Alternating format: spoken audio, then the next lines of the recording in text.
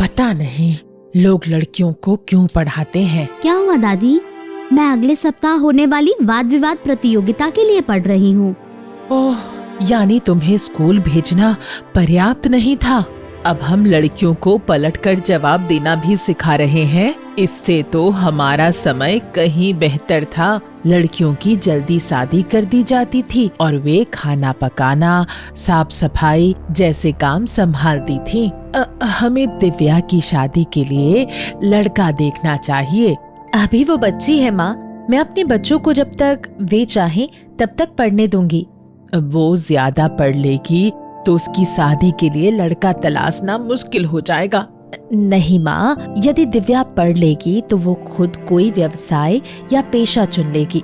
वो डॉक्टर या टीचर या जो चाहे बन सकती है माँ। आपको पता है, आज भी कई देशों में महिलाएं राष्ट्रपति और प्रधानमंत्री हैं। और फिर धीरे धीरे हमारा समाज भी बदल रहा है और इन दिनों लोग चाहते हैं कि उनके पढ़े लिखे जीवन साथी हों। दिव्या, मैं कर लूंगी, तुम जाओ और पढ़ाई करो।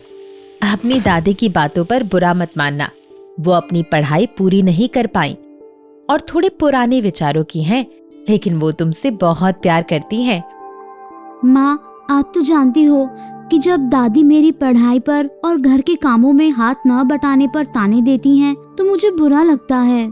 दिव्या, दुखी मत होना, मैं हमेशा तुम्हारे साथ हूँ और घर के सारे काम मैं संभाल लूंगी। धन्यवाद मेरी प्यारी माँ। मेरा वादा है माँ, तुम्हें मुझ पर गर्व होगा। तुम्हें पता है आर्यन, मुझे कई बार ऐसा लगता है कि मानो लड़कियों का जन्म केवल संघर्ष करने और घर का काम करने के लिए ही होता है। ऐसा क्यों कह रही हो दिव्या? मेरी दादी नहीं चाहती कि मैं पढ़ाई करूं। वो तो चाहती है कि मेरी शादी हो जाए। उनकी सोच बहुत रूढ़िवादी एवं सीमित है। वे चाहती है कि लड़कियां केवल चूल्हा चौका करें और घर से बाहर कदम न रखें। दिव्या, तुम क्यों परेशान होती हो? चलो हम कक्षा में चलते हैं। दिव्या, हमारा कानून भी लड़कियों को 18 वर्ष से कम उम्र में शादी करने की अनुमति नहीं देता।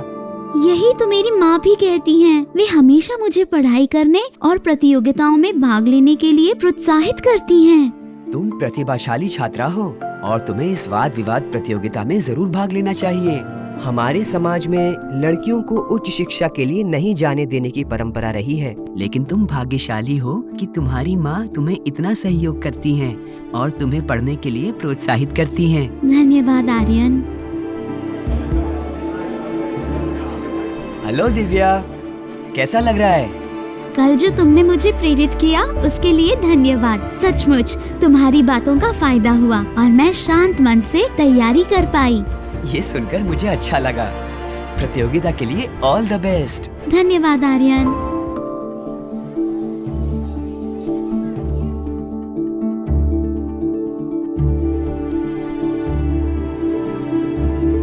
इस वर्ष की जिला वाद विवाद प्रतियोगिता की विजेता हैं दिव्या।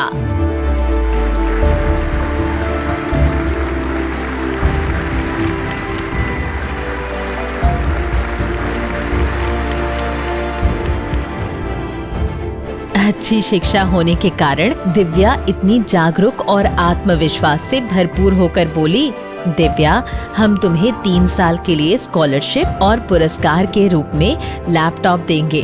लड़के और लड़कियां दोनों की पढ़ाई में सहयोग देना जरूरी है ताकि दोनों को समान अवसर मिले। हमारे साथ इस समारोह में शामिल होने के लिए धन्यवाद। बधाई हो दिव्या। धन्यवाद दादी। मैं पढ़ी लिखी नहीं हूँ, लेकिन अब पढ़ाई का महत्व समझ गई हूँ। मुझे तुम पर गर्व है बेटा। सभी इंसान के शारीरिक और भावनात्मक समग्र विकास में एक दूसरे से परस्पर संबंध का बहुत महत्व है। एक दूसरे की भावना पर ध्यान देना, सुनना और पूछना जरूरी है।